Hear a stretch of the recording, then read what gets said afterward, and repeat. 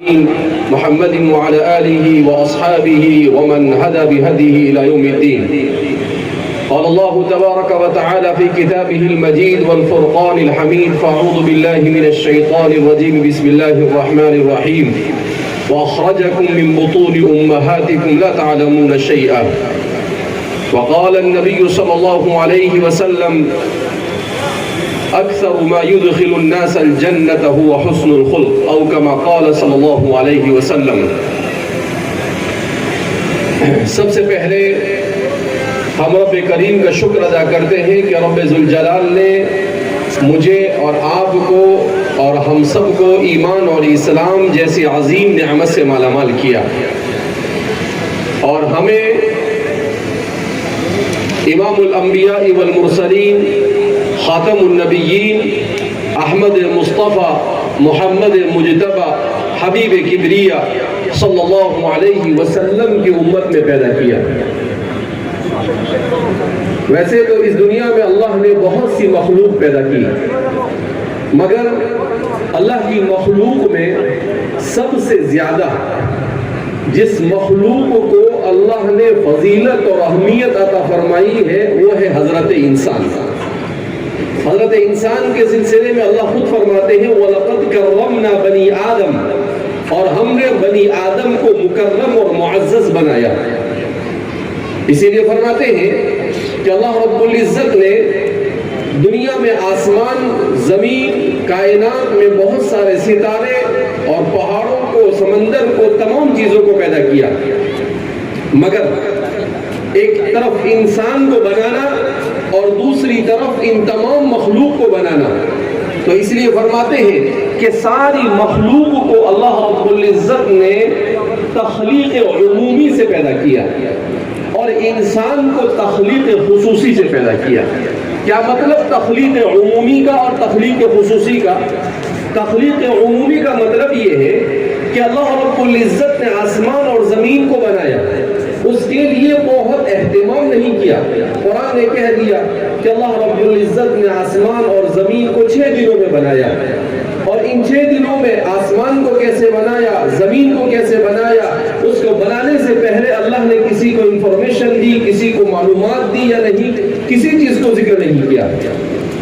تو انسان کو چھوڑ کر جتنی بھی چیزیں ہیں یہ تمام کے تمام یہ جنرل کریشن ہے. اللہ نے جنرل طور پر یہ پیدا کیا. جیسے ہم ٹرین میں سفر کرتے ہیں تو ایک جنرل ڈبہ ہوتا ہے اور ایک اے سی ہوتا ہے، دونوں میں بڑا فرق ہوتا ہے.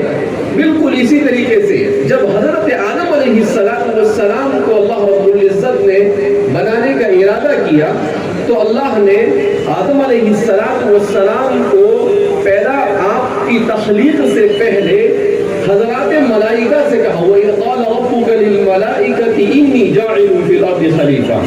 یہ اس کو کہتے ہیں اسپیشل کریشن، کہ اللہ رب العزت نے ایک خاص مقصد کے لیے حضرت انسان کو پیدا کیا، اور اس مقصد کو بیان کرنے کے لیے اس وقت جو سب سے افضل مخلوق ملائکہ تھے، ان ملائکہ کو اللہ نے جمع کر کہا کہ انی جاعل فی الارض خلیفہ، کہ میں زمین میں اپنا خلیفہ بنانے جا رہا ہوں. کیا مطلب؟ میں زمین میں ایک ایسی مخلوق بنانے کا ارادہ کر رہا ہوں جو مخلوق میری نیابت کا کام انجام دے گی، جو مخلوق خالق کی صفات کا پرتو ہوگی. ایسی مخلوق کو میں پیدا کرنے جا رہا ہوں. فرشتوں نے کہا: أَتَجْعَلُ فِيهَا مَن يُفْسِدُ فِيهَا وَيَسْفِكُ الدِّمَاءَ. اے اللہ، آپ ایسی مخلوق بنائیں گے جو خون بہائے گی اور زمین میں فتنہ اور فساد مچاتی پھرے گی. نَحْنُ نُسَبِّحُ بِحَمْدِكَ وَنُقَدِّسُ لَكَ. ہم ہیں آپ کی تصریح اور آپ کی تقدیس بیان کرنے کے لیے. اللہ نے کہا کہ میں تمہیں صرف آگاہ کرنا چاہتا تھا، تم سے کوئی مشورہ نہیں مانگ رہا تھا. تمہیں یہ کیا کہنے کی ضرورت تھی؟ انی اعلم ما لا تعلمون. میں جانتا ہوں تم نہیں جانتے ہو. اس طرح سے ایک ماحول بنایا، اور ماحول بنانے کے بعد حضرت آدم علیہ السلام کو اللہ رب العزت نے پیدا کیا. احادیث مبارکہ میں ہے کہ حضرت جبریل کو زمین پر بھیجا گیا اور مختلف زمین کے خطوں میں جا کر آپ نے مختلف رنگ کی مٹی کیا، اس میں پانی کو ڈالا کیا، اور پھر اس کے بعد اللہ نے اس کو ایک مدت کے لیے چھوڑ دیا۔ قرآن نے ان تمام کے تمام تفصیلات کو مختلف مقامات پر بڑی تفصیل کے ساتھ بیان کیا۔ آج ہمارے لیے سب سے بڑا مسئلہ یہ ہے کہ اسکول میں یہ کہ انسان کیسے بنا، دنیا کیسے بنی، اس پر تفصیل کے ساتھ گفتگو ہوتی ہے، مگر ہمارا مسلمان اسلام اس سلسلے میں کیا کہتا ہے اس تفصیل کو جاننے کی کوشش اور فکر نہیں کرتا ہے۔ اس کی وجہ سے بڑے ہونے کے بعد وہ کنفیوژن کا شکار ہو جاتا ہے۔ وہ سوچتا ہے کہ ایک مجھے اسکول میں پڑھا اور ادھر مجھے قرآن پڑھا تو دیا گیا، مگر میں نے قرآن کو سمجھا نہیں۔ جب قرآن کو سمجھا نہیں تو اس کے سامنے وہ تفصیل نہیں آئی، تو پھر وہ کنفیوژن کا شکار ہوتا ہے، اس کے ذہن و دماغ میں شکوک و شبہات پیدا ہوتے ہیں۔ اور آج کی دنیا میں چونکہ ہم دیکھ رہے ہیں کہ پوری دنیا میں میڈیا کے ذریعے سے لوگ، ہر مذہب والے اور ہر قسم کے لوگ، خاص طور پر جو بے دین اور ملحد ہیں، وہ اپنی باتوں کو لوگوں تک پہنچانے کی کوشش کر رہے ہیں۔ ایسے میں ہمارا نوجوان یہ ڈر محسوس ہوتا ہے کہ کہیں یہ آہستہ آہستہ ایمان جیسی عظیم نعمت سے دور نہ ہو جائے۔ اس لیے ضرورت اس بات کی ہے کہ ہم اس بات کو سمجھیں کہ ہم کون ہیں، ہم کیا ہیں، ہمیں کس نے بنایا، ہمیں کیوں بنایا، کس مقصد سے ہم اس دنیا میں آئے، اور ہمیں اس دنیا میں رہ کر کیا کرنا ہے، اور ہم کیا کریں گے تو اس دنیا کے بعد آخرت کی زندگی میں ہمارا انجام کیا ہو سکتا ہے۔ یہ بہت بڑے بڑے سوالات ہیں جو ہر انسان کے ذہن میں گردش کرنے چاہیے، اور ہر انسان کو ان سوالات کے جوابات ڈھونڈنے چاہیے۔ فلسفہ نے اس کے جوابات ڈھونڈے، انہیں ان کے جواب نہیں ملے۔ سائنسدانوں نے اس کے جواب کو ڈھونڈنے کی کوشش کی، انہیں اس کا جواب نہیں مل سکا، مگر اللہ نے اپنی کتاب قرآن کریم میں ہر سوال کا جواب ہمیں دے دیا۔ اللہ نے کہا کہ وَمَا خَلَقْتُ الْجِنَّ وَالْإِنسَ إِلَّا لِيَعْبُدُونَ، انسان کے ذہن میں سوال کہ مجھے کیوں بنایا؟ کہا ہم نے تمہیں اپنی عبادت کے لیے بنایا۔ انسان کے ذہن میں سوال آیا کہ کیا صرف یہی دنیا ہے؟ اَيَحْسَبُ الْإِنسَانُ، کہ کیا انسان یہ سمجھتا ہے اَيُّتْرَكَ سُدًى، کہ اسے ایسے ہی چھوڑ دیا جائے گا اور اس کا کوئی حساب کتاب نہیں ہوگا؟ کہا نہیں۔ قرآن کریم میں اللہ رب العزت فرماتے ہیں کہ جب قیامت کا دن قائم ہوگا وَنُفِخَ فِي الصُّورِ فَإِذَا هُم مِّنَ الْأَجْدَاثِ إِلَىٰ رَبِّهِمْ يَنْسِلُونَ، تو ساری انسانیت اپنی قبروں سے اٹھے گی، اور اٹھنے کے بعد اللہ کے دربار میں حاضر ہوگی، اور ہر انسان سے اس کی زندگی کے ایک ایک سیکنڈ کا حساب لیا جائے گا۔ اللہ پوچھے گا کہ کیا کیا تم نے؟ ہم نے تمہیں انسان بنا کر بھیجا، ہم نے تمہیں مسلمان بنایا، ہم نے تمہاری ہدایت کے لیے انبیاء کو بھیجا، ہم نے تمہیں مہذب زندگی گزارنے کے لیے شریعتیں تمہارے اوپر نازل کی، تم نے ان شریعتوں کا کیا کیا؟ تم نے کتنی میری بات مانی اور کتنی اپنے خواہشات پر تم نے عمل کیا؟ تم نے کتنا علم حاصل کیا اور کتنے علم حاصل کرنے کے بعد اس پر عمل کیا، اور کتنا تم نے اللہ کا اور اللہ کی مخلوق کا حق ادا کیا؟ اس لیے انسان بن کر آنا جہاں پر بہت بڑی نعمت ہے، وہیں پر اس اہمیت کو سمجھنا کہ مجھے اپنی زندگی کے ایک ایک لمحے کا جواب دینا ہے، یہ ہمارے نوجوان کو اس بات کو سمجھنا چاہیے۔ کیوں؟ اس لیے کہ اس وقت کا سب سے بڑا فتنہ وہ ہے انسان اپنے وقت کو موبائل پر بیکار چیزوں میں استعمال کر رہا ہے۔ حدیث پاک میں نبی کریم صلی اللہ علیہ وسلم نے ارشاد فرمایا لا تزول قدم عبد حتى يسأل عن اربع، کہ قیامت کے دن ایک ایک انسان انڈیویجل الگ الگ اللہ کے دربار میں حاضر ہوگا، اللہ کے سامنے کھڑا ہونا ہے، اور اللہ پوچھے گا عن عمره فيما افنى، کہ زندگی کہاں گزاری؟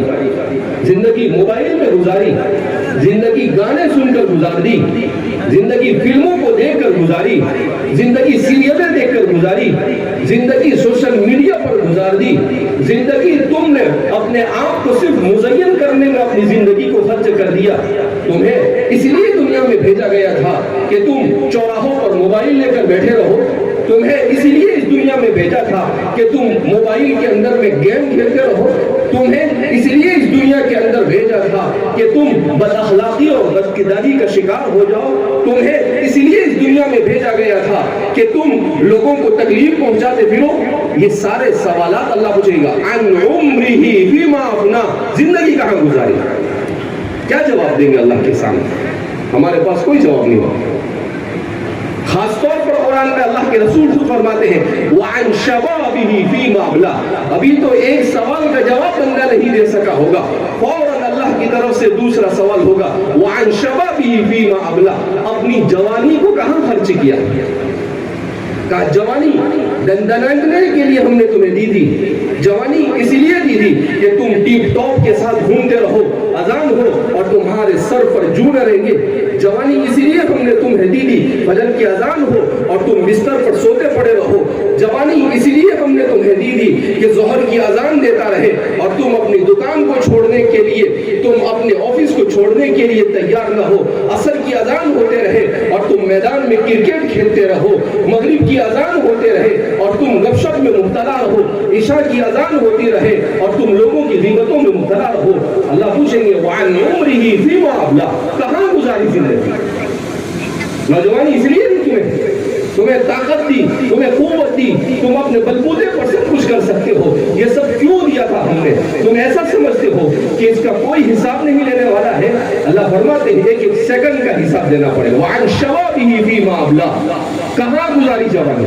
اس لیے میرے نوجوانوں کان کھول کر سنو، اتنی آسان نہیں ہے موت کے بعد کی زندگی۔ موت کے بعد کی زندگی، اگر اس زندگی کو لاؤبالی پن کے ساتھ گزارا، اس زندگی میں اگر اپنے آپ کو انسان نہیں بنایا، اپنے اخلاق اور کردار کو نہیں سدھارا، اپنے آپ کو علم سے آراستہ نہیں کیا، اپنے والدین کے حقوق کو ادا نہیں کیا، اپنے پڑوسیوں کے حقوق کو ادا نہیں کیا اور اپنے بھائی بہنوں کے حقوق کو ادا نہیں کیا، مسلمانوں کے حقوق کو ادا نہیں کیا، اللہ کی مخلوق کے حقوق کو ادا نہیں کیا، اللہ کے حقوق کو ادا نہیں کیا، کل قیامت کے دن اللہ کے سامنے ہم منہ بتانے کے قابل نہیں ہیں۔ حدیث پاک میں ہے کہ انسانوں سے کہا جائے گا، سور انسان آدم علیہ السلام سے لے کر آخر میں پیدا ہونے والا انسان سب کھڑے ہوں گے اور سب کھڑے ہوں گے اور کہا جائے گا کہ جس نے دنیا میں ہمارے لیے نماز پڑھی وہ سجدے میں چلے جائے۔ حدیث میں ہے کہ جنہوں نے واقعتاً اللہ کے لیے نماز پڑھی ہوگی وہ سیدھے سجدے میں چلے جائیں گے، اور جنہوں نے نمازیں نہیں پڑھی ہوگی یا جنہوں نے نماز خشوع و خضوع کے ساتھ نہیں پڑھی ہوگی وہ سجدے میں جانے کی کوشش کریں گے مگر ان کی پشت کو تخت کی طرح سخت کر دیا جائے گا۔ وہ ہزار کوشش کریں گے کہ کسی طرح سے سجدے میں چلے جائے مگر ذرہ برابر بھی ان کے اندر طاقت نہیں ہوگی کہ وہ سجدہ کر سکے، اور جب وہ سجدہ نہیں کر سکیں گے تو پھر اللہ رب العزت کی طرف سے اعلان ہوگا جنہوں نے دنیا میں ہمارے سامنے سجدہ نہیں کیا انہیں اٹھا کر جہنم میں ڈھکیل دیا جائے۔ شیطان نے ایک سجدہ نہیں کیا، اللہ نے اسے اپنے دربار سے نکال دیا۔ اگر ہم دن میں 5 نمازیں جان بوجھ کر چھوڑ رہے ہیں جیسا کہ آج ہمارے معاشرے میں یہ عام ہو چکا ہے، آپ اندازہ لگاؤ کہ ہم کتنے سجدے چھوڑ رہے ہیں۔ دن بھر میں 20 رکعت فرض اور واجب ملا کر 20 رکعت ہوتی ہے، ہر رکعت میں 2 سجدے، تو روزانہ کتنے سجدے چھوڑ رہے ہیں؟ شیطان نے ایک سجدہ نہیں کیا اور ہم کتنے سجدے چھوڑ رہے ہیں؟ 40 سجدے۔ کتنے؟ آپ نے فجر کی نماز نہیں پڑھی اس کا مطلب آپ نے 4 سجدے نہیں کیے، ظہر نہیں پڑھی 8 سجدے نہیں کیے، آپ نے عصر نہیں پڑھی اور 8 سجدے نہیں کیے، آپ نے مغرب نہیں پڑھی 6 سجدے نہیں کیے، آپ نے عشاء نہیں پڑھی 8 سجدے نہیں کیے، آپ نے وتر نہیں پڑھی 6 سجدے نہیں کیے۔ جو ایک سجدہ نہ کرنے پر اللہ اسے کہے کہ اس میرے دربار سے نکل جا، انک رجیم، تو مردود ہے، جو روزانہ 40 سجدے چھوڑے گا کل قیامت کے دن اس کا حشر کیا ہوگا؟ اتنا آسان نہیں ہے میرے دوستو، ہم نے نماز کو بڑی ہلکی پھلکی چیز سمجھ لیا ہے، تو اس لیے کہ ہمارے ذہن و دماغ میں نماز کی اہمیت نہیں رہی، ہم اپنی آخرت کو بھول گئے، ہم اپنی دنیا میں مست ہو گئے. ہم نے یہ سمجھ لیا کہ پیسہ آ گیا اس کا مطلب یہ ہے کہ سب کچھ اپنا ہو گیا. ہم نے یہ سمجھ لیا کہ میں تاجر بن گیا تو میں نے دنیا بھی خرید لی اور آخرت بھی خرید لی. میرے بھائیو دوستو بزرگوں، فرعون کے پاس بھی پیسہ تھا، قارون کے پاس بھی پیسہ تھا، ابو لہب کے پاس بھی پیسہ تھا، ابو جہل کے پاس بھی پیسہ تھا، ابی بن خلف کے پاس بھی پیسہ تھا. کیسے کیسے سور میں گزرے ہیں، مگر ان کا ایک روپیہ بھی انہیں اللہ کے عذاب سے نہیں بچا سکا. اللہ کے عذاب سے کیا بچائے گا؟ اللہ کے عذاب سے تمہیں اپنا صحیح عقیدہ بچائے گا. اللہ کے عذاب سے تمہیں اپنے صحیح اعمال صالحہ بچائیں گے. تم نے نماز پڑھی ہوگی، روزہ رکھا ہوگا.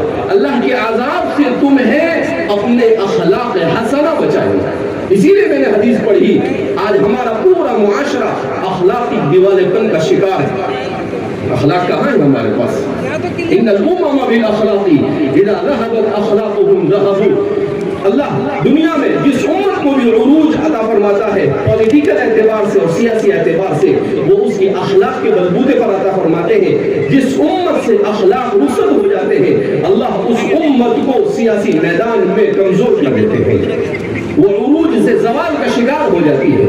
اور ہم اسی لیے زوال کا شکار ہیں کہ آج ہمارا حال یہ ہے کہ ہم صبح اٹھنے سے لے کر رات سونے تک اللہ کی مخلوق کو سوائے تکلیف پہنچانے کے اور کچھ نہیں کرتے. ہم مسلمان ہیں اور اسلام کیا کہتا ہے کہ راستہ چلتے ہوئے تکلیف دہ چیز کو دور کرو. ہم کہیں بھی اٹھتے ہیں اور اپنی گاڑی کو پارک کر دیتے ہیں. آپ نے ایسی جگہ پر گاڑی کو پارک کیا جہاں پر لوگوں کو تکلیف ہو رہی ہے. جتنے لوگوں کو تکلیف ہوگی آپ کے نام اعمال میں گناہ لکھا جائے گا. ہم اس کو گناہ نہیں سمجھتے. کہا اس میں کیا گناہ ہے؟ نہیں، یہ گناہ ہے.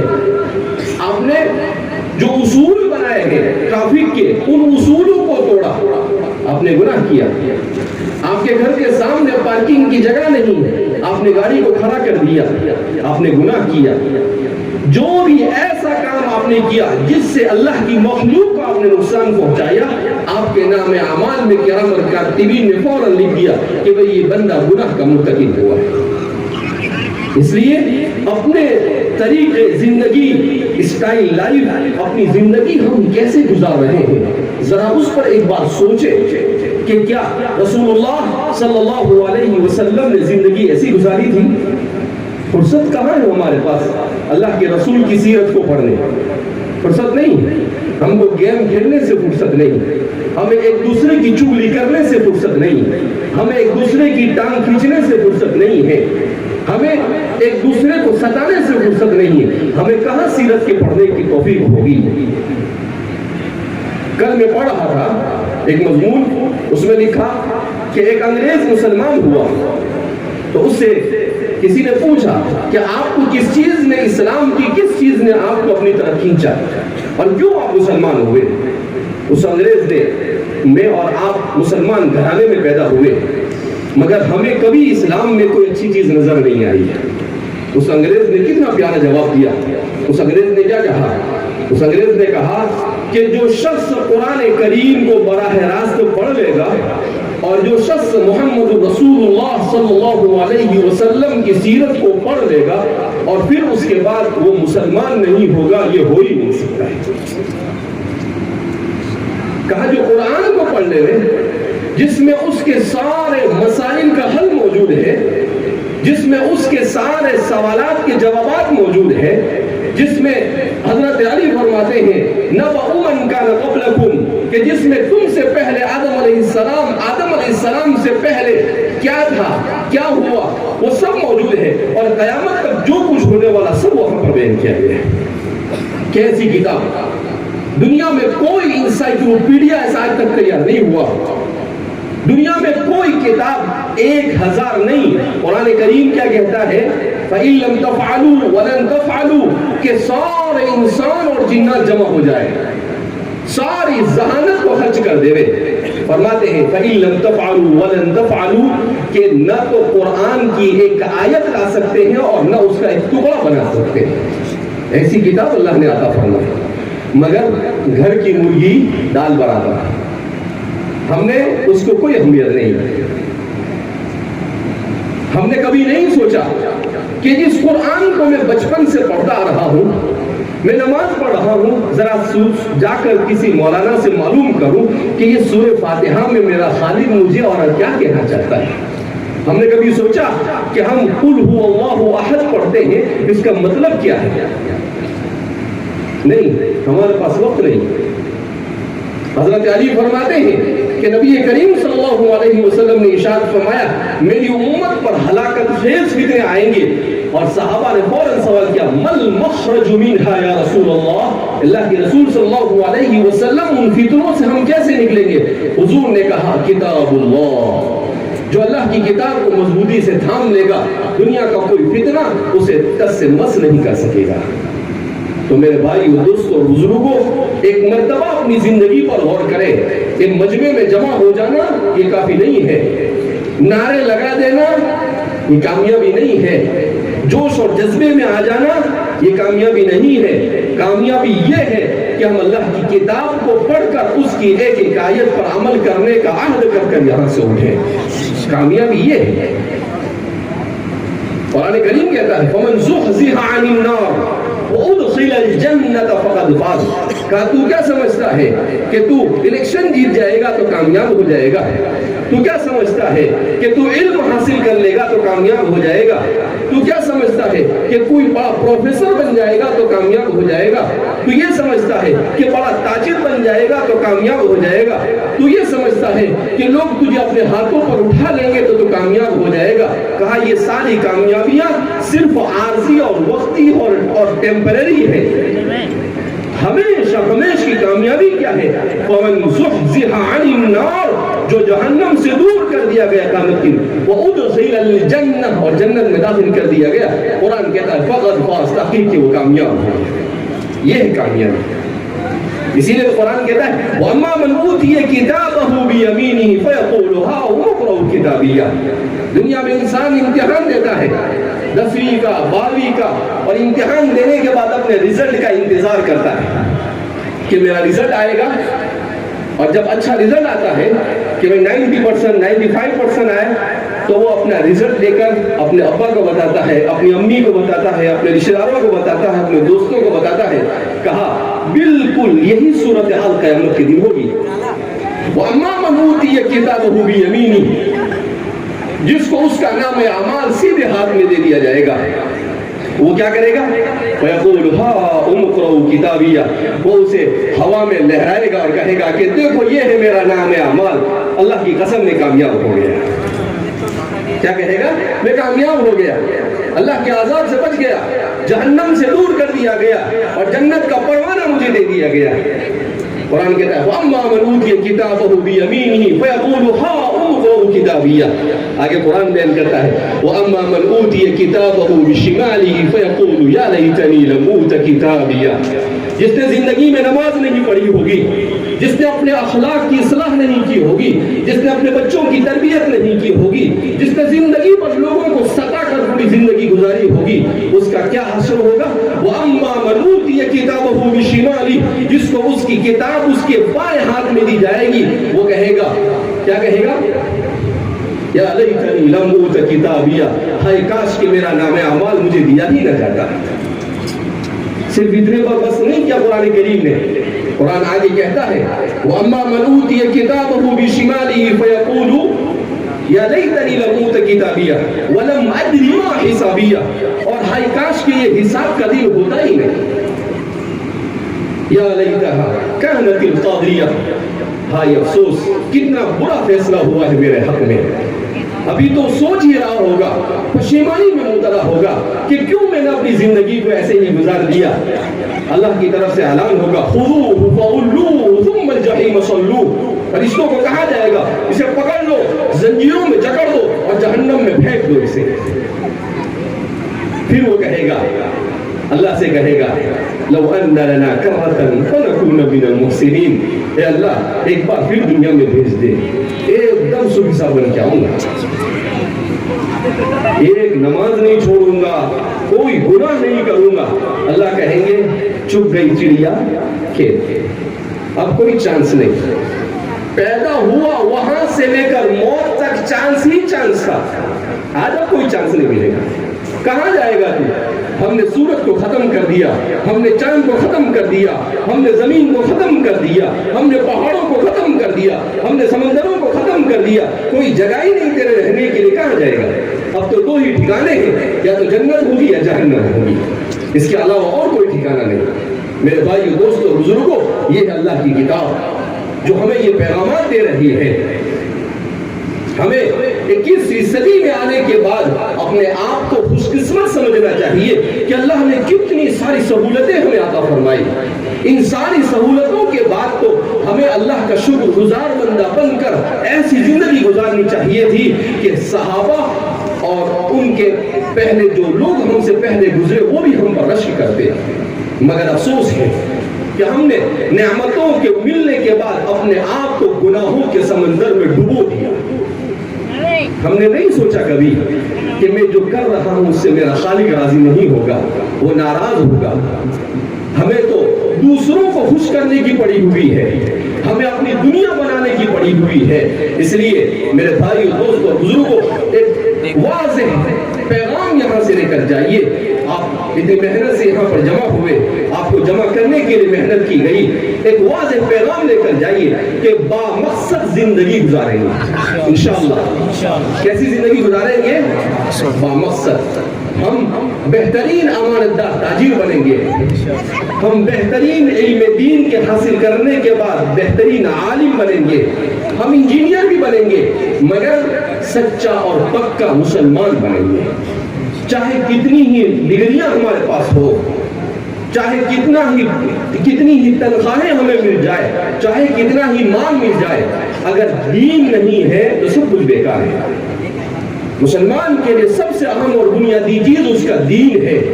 اس لیے اپنے ایمان کو بچانے کی فکر کریں, اپنے گھر کو ایمان اسلامی ماحول بنائیں. ہماری بہنیں بھی یہاں پر جمع ہے, وہ بھی سن لیں. اگر کسی معاشرے میں عورتیں صحیح راستے پر آ جائے گی تو وہ معاشرہ اصلاح کی راہ پر آسانی کے ساتھ گامزن ہو جائے گا. رسول اللہ صلی اللہ علیہ وسلم پر سب سے پہلے ایمان کون لایا؟ سیدہ حضرت خدیجہ الکبریٰ. اللہ کے رسول صلی اللہ علیہ وسلم نے فرمایا کہ میں حضرت خدیجہ کا حق ادا نہیں کر سکتا. اللہ کے رسول کو سنبھالا. عورت وہ ہوتی ہے جو اپنے گھر کو سنبھالتی ہے, جو اپنے گھر کو جنت کا نمونہ بناتی ہے.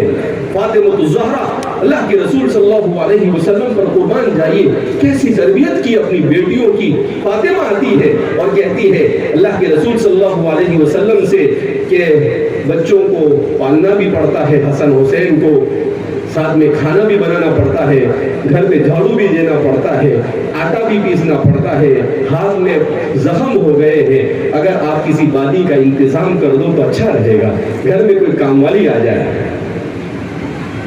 نبی کریم صلی اللہ علیہ وسلم نے کام والی کا انتظام نہیں کیا.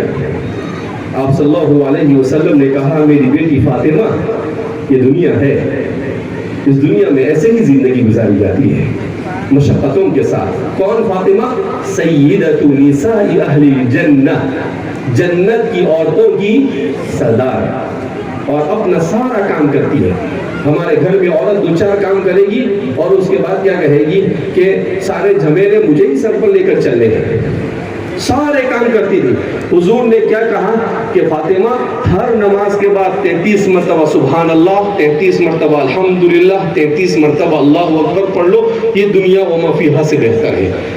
آئی نوکرانی لینے کے لیے اور حضور نے ذکر اور ورد لے کر بھیج دیا. کیوں؟ اس لیے کہ آپ اسی پیغام کو لے کر اس دنیا میں آئے تھے. لا تزال لسانک رطبا عن ذکر اللہ, کہ ہمیشہ اپنی زبان اللہ کے ذکر سے معمور رہے. آج ہماری زبانیں گالیوں سے بھری ہوئی ہے, آج ہماری زبانیں غیبتوں سے, چغلیوں سے بھری ہوئی ہے, آج ہماری زبانیں لوگوں کو تکلیف پہنچاتی ہے. ہم نہیں سوچتے ہیں بولنے سے پہلے کہ میرا یہ بولنا کس کے دل کو چھلنی کر دے گا. جو سمجھ میں آیا پک دیا. قرآن کریم میں اللہ فرماتے ہیں ما يلفظ من قول الا لديه رقیب عتید. کہ کیا سمجھتے ہو تم تم ایسے ہی بولے چلے جاؤ گے. ما يلفظ من قول الا لديه رقيب عتيد. جو کلمہ بھی اپنی زبان سے نکالتے ہو ایک ہے فرشتہ جو تمہارے ایک ایک کلمے کو ریکارڈ کر رہا ہے, اور وہ سارا ریکارڈ قیامت کے دن لا کر کھڑا کر دے. کہے گا یہ فلاں فلاں فلاں کو فلاں ٹائم پر گالیاں دی تھی, فلاں کی غیبت کی تھی, فلاں کو تکلیف پہنچائی تھی. اس لیے میرے بھائیو, دوستو, بزرگوں, بڑی ذمہ دارانہ اپنی زندگی گزارنے کی ضرورت ہے. اپنے آپ کو علم دین سے آراستہ کیجئے, اپنے آپ کو اچھے اخلاق سے آراستہ کیجئے, اپنے آپ کو قرآن سے آراستہ کیجئے. ہماری مسجدوں میں قرآن کی دروس ہونے چاہیے, ہمارے گھروں میں کتاب کی تعلیم ہونی چاہیے. ہمارے یہاں پر لوگوں کی ادھر تیری میری کرنے کی بجائے صحابہ کی سیرتوں کا مطالعہ ہونا چاہیے, رسول اللہ کی سیرت کا مطالعہ ہونا چاہیے. بہرحال اللہ رب العزت ہم سب کے یہاں پر جمع ہونے کو قبول فرمائے.